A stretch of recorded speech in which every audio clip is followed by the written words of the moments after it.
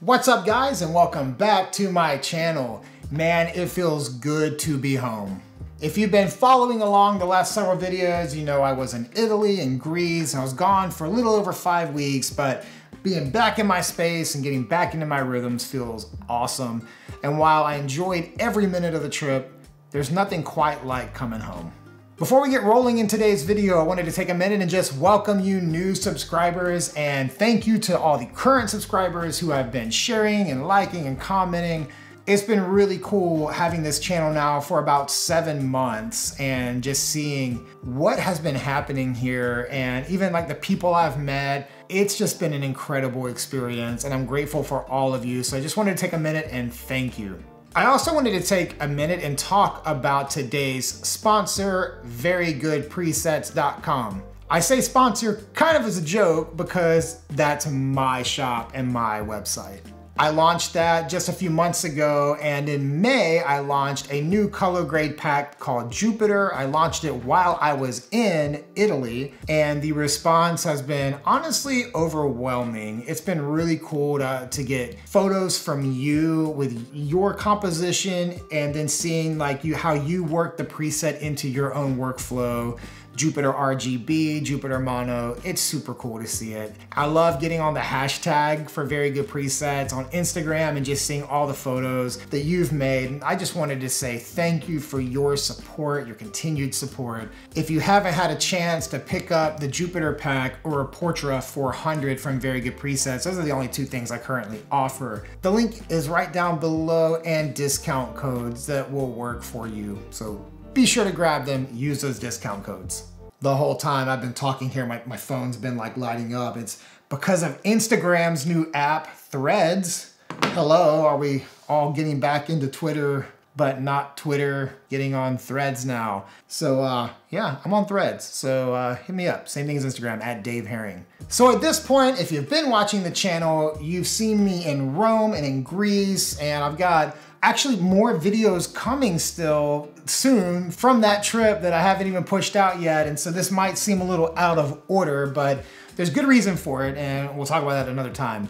I'm no stranger to going to Italy, but it was incredible to take the kids and let them experience it for the first time. If you were to go to my website, dave.online, the link is below, and click on the travel galleries, you'll see 3 galleries I've posted from this trip. One is of Italy, one is of Greece, and one is of the Dolomites, which is technically Italy, but I gave it its own gallery because it deserved it.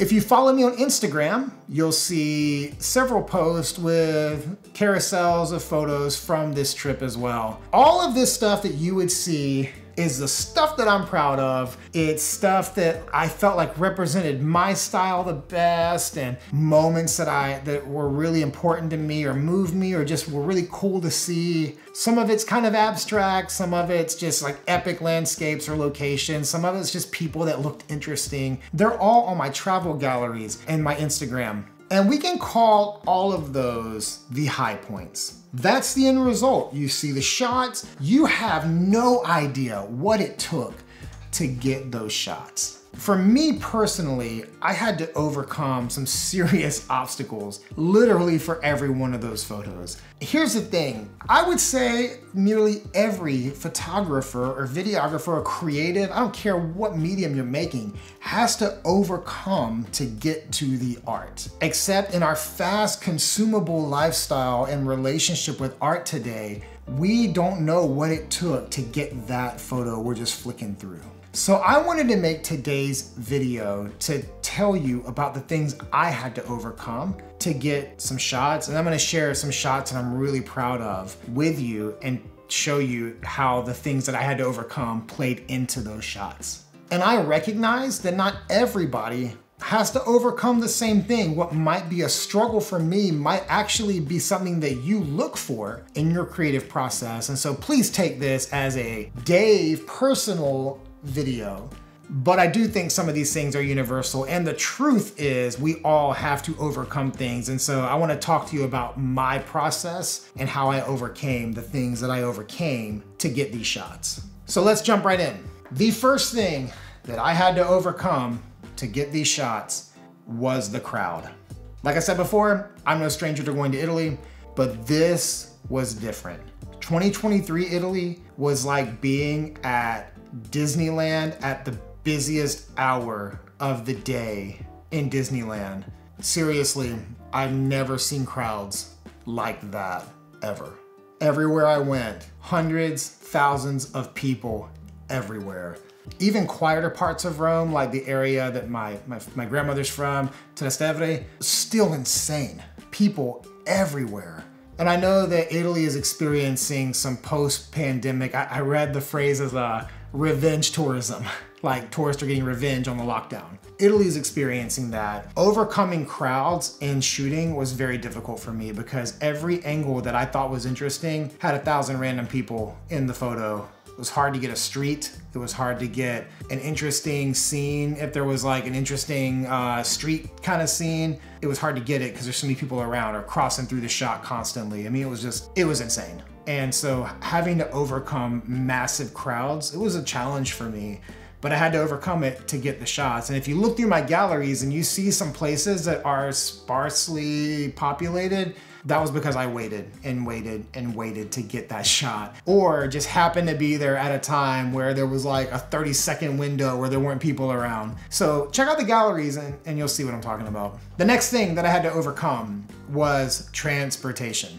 So before going over to Europe, I got my international driver's license so we could rent a car while in Italy to go on a little road trip, which we did, and it was just absolutely awesome. That's how we got to the Dolomites and Venice and all these other locations we went. It was just during a week-long road trip. But while in Europe, I had to embrace every form of transportation. We were in cars, we were in taxis, we were on the bus, we were taking the metro, we took planes, and we also took a ferry even. We had literally every mode of transportation covered that you can embrace in Europe. The one we used the most while we were staying in Rome, because we stayed several weeks in Rome and we stayed at my cousin's house, and he doesn't live in the city center, he lives kind of in like a suburb of Rome. We had to take the bus from near his home to the metro station and then the metro into the city center. So every time we wanted to go out and explore or I wanted to go shoot or do anything, it required going to the bus near his house, taking that bus 25 minutes or so to the metro, and then taking the metro 20 minutes or so into the city center. And it made for some challenging times to go shoot. The buses run early in the morning till late at night, but the bus is rarely on time. In fact, it's early if there's not a lot of people out and late in the middle of the day. There were complexities around trying to use the bus system. Like for instance, I had planned for a client to do an early morning shoot in the city center, sunrise, right? Thinking crowds will be either non-existent or small, get there early, have that great morning light, and I'll be able to deliver a product shoot that I had booked for a client. So I'm walking down to the bus, 5 in the morning. It's a 5:14 a.m. bus on the schedule. As I'm walking towards the bus stop at 5:02, the bus comes and I'm pretty far away. Doesn't even stop, just goes right by. And it's because the bus drivers are just driving. If they don't see anyone at the stop, they keep going. So we had challenges with the bus. We also had the bus break down on us one time. We had to walk, which kind of sucked. Really sucked because having to walk with 2 small kids. Public transportation, bit of a hot mess. The taxis are the absolute worst part of Rome. We had to use a taxi a few times, tried to avoid it like the plague. I don't even know where to begin.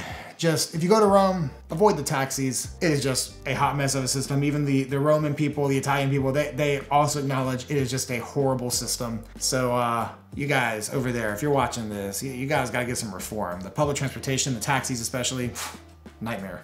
Oh, and then there's the flights. We had smooth flights going. It was all the return stuff that was a mess. So we flew from SFO right here in the Bay to Calgary, Canada. From Calgary, Canada, we flew to Rome. From Rome, we flew to Athens several weeks later. And then from Athens, we flew back to Rome, and then Rome back to Calgary, and Calgary back to San Francisco. And so that was kind of our route. But let me just say that I'm very grateful that our flights were always safe and uneventful on the plane in the air, which is what you want.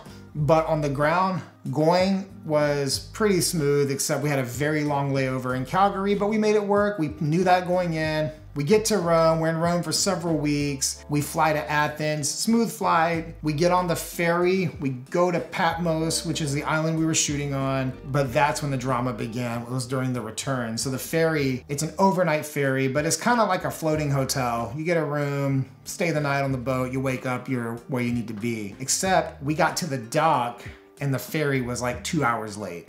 So a midnight ferry coming super late really sucks when you have small kids. Then we get to Athens. We get to the airport. We have a long wait before our flight. So we just kill time and oh my God, I could do a whole video just telling stories about airports. But to make this video not last 50 minutes, our flight was a 9:45 p.m. flight. It got delayed. But here's the thing, the airline would not let us enter the gate. The gate, meaning that we got corralled into a hallway, hundreds of people to sit on the floor or lean up against the wall. Even though we're looking at the gates and they are within a COVID plastic wall, they wouldn't let us in until 1 hour before the flight. And because the flight was delayed for hours, we were all crammed into the hallway, which sucks anyway. But with 2 small kids, sucked even worse. We didn't even get out of Athens till after midnight. We landed in Rome. The transfer service that I booked bailed on us because the flight was so late. He didn't want to wait, so he just left. So we're at Rome in the airport, 2 in the morning, and I had to get another transfer service to pick us up. It cost me a ton of money, but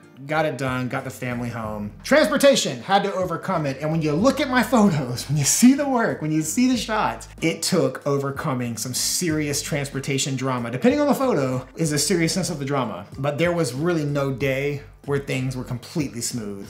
Getting from point A to point B, between the bus, the metro, walking, trying to navigate through the city, taking other flights and ferries, and even driving from Rome up into northern Italy for all the different shoots I did around the country. It all had its drama. It all had its headaches. And so you really don't always notice that when you see the final product though. When you see the photo, you're not thinking about the drama, but there was drama, things to overcome. It's what it took to get the shot. The third and final thing I'm gonna bring up here about what I had to overcome was balancing being a father, husband, and being present with my little family unit and trying to get epic shots. So I mentioned the transportation stuff. That's already difficult as a person, as a human being. It's difficult to navigate those things. But then you add in your small kids and your wife and your friend, and you're trying to all move as a unit from point A to point B. We are not able to go out and do super early morning shoots, and I don't want to like just leave my wife and kids and be gone for the day in a foreign country, in a foreign city, and just leave them behind. I'm not going to do that. And so it was challenging to find the right times and locations and get the whole family together to go be present for those things. And then when we're out shooting together, it's also challenging to detach yourself from your other responsibilities to be present behind your camera. Some of the shots that I got, which you might see in my gallery, some of those were just like, oh wow, that's cool, bam. Aperture priority mode, here, just point and shoot, let me focus real quick. There wasn't a ton of intentionality to everything that I got, and I have to be okay with that. At the same time, there's a lot of other creatives in Italy this summer especially, and I'm looking at my Instagram feed and seeing just these epic lighting and these epic spots, and I'm like, man, they can get that. I freaking suck. I went through an entire like crisis while over there, and I was looking at what other people were creating and comparing my inability to get that stuff in this season of my life. And I had to like check myself on that and not get discouraged. And I'm actually gonna make another video about that mental process, because I think that we all need to be reminded that that is a real thing and we all can fight it. But just balancing our family culture in a new place while trying to be a photographer. And I didn't just have the job in Greece, I had other jobs too, and I was trying to get good things to deliver for that. And it was honestly really challenging to balance those things. And so for me, that was something else that I had to overcome to get the shot. Crowds, transportation, and balance. Those things were hard to overcome for me for this trip to get the shots. But let's take a minute now and let's look at some of the shots that I'm proud of, and I'll specifically tell you in these shots what I had to overcome to get it. So we're gonna jump in here, and I'm gonna show you this first one. This first one, if I was the kind of guy who named my photos, I would call this Ancient Poppies, because this was a beautiful scene in the morning. I love bright light when there's dark shadow around. So this is an area of ancient Rome. There's poppies growing in the springtime here over all of the ruins. The light was hitting it just right in this one spot. It was dark all around it. And I just love this photo. I love the light. I love the poppies. I love just the Leica look that we get from shooting Leica cameras in a place like this. I mean, it's got so much texture to it. I love this photo. This photo was the morning that I saw the bus come and it left me. So I didn't get to go into the city center for the sunrise. I had to take the next bus, which was an hour later. By the time I got to city center, it was crowded, it was hot, and the lighting was already harsh. The only saving grace was that the sun was at a low enough angle still that it created bright spots and shadows among the city, even though it wasn't like that beautiful morning light. This was the only time that I went into the city center without my family to do a photo walk and try to get some stuff for a client. The only time I did it. And I got this shot, so I guess it works. Let me tell you about this dude. This is that same morning. This is in a different part of Rome. I walked from where the ruins are over to the area my grandmother's from. The streets are just so great. There are cobblestone streets, a lot of old vehicles, and just a beautiful area. And it's very like local feeling. And so I went to a cafe there, got some coffee. This is kind of at the end of my shoot. It's already like mid to late morning. There was this guy just sitting out there reading his newspaper, smoking a cigarette. I had a clear path from my table to him, but to his left and to his right, tables are full of people. So I put my 90mm Sumerit on my Leica M10R and grabbed this photo, and I'm very happy with it because it feels very old world and it feels very much like the moment I wanted to capture. Let's talk about this photo in Venice. This is straight up second half of the day, middle of the day, harsh lighting, like 3:30, 4 p.m. I was crossing over a bridge, looked down, saw that shadow from the building with that strip of light in the middle, and I waited for a gondola, and I got this shot. It wasn't anything I planned, but I do love this photo. It's something really magical about it. Now, what you can't see is there are literally boats on the left and the right side of this frame. But one of the beautiful things about shooting with a rangefinder is I can watch things come right into the view and hit the photo when I want. This was not the gondola I originally tried to get. This was like the third or fourth one because I was just waiting for a gap in the crowd. Even the water canals were insanely crowded, just waiting for that gap, but I got the shot. This shot in the Dolomites, this was a sunrise shoot. Got out there as early as possible, even though our hotel was an hour away from this beautiful lake. We drove down there. It wasn't insanely crowded. It would have been later in the morning, but we were there very early, and we weren't there early enough for the golden light because we have the kids and we couldn't get going fast enough to make it there, but it's okay.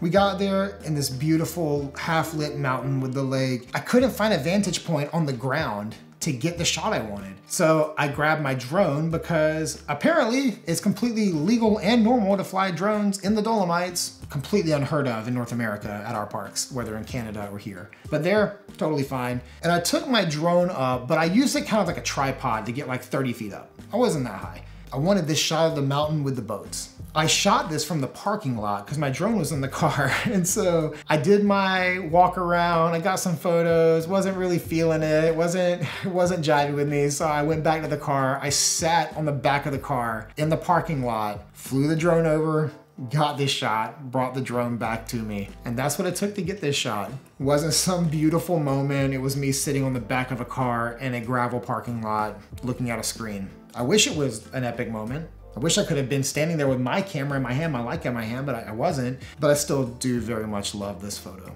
Here's one from the Dolomites. All trails, seemingly fairly simple, about a mile long, but we were there in the first week of June. There was still snow at this elevation. As I'm hiking this trail, it's literally cliffs on my right, cliffs on my left, super sketchy, ice, stepping through snow and ice.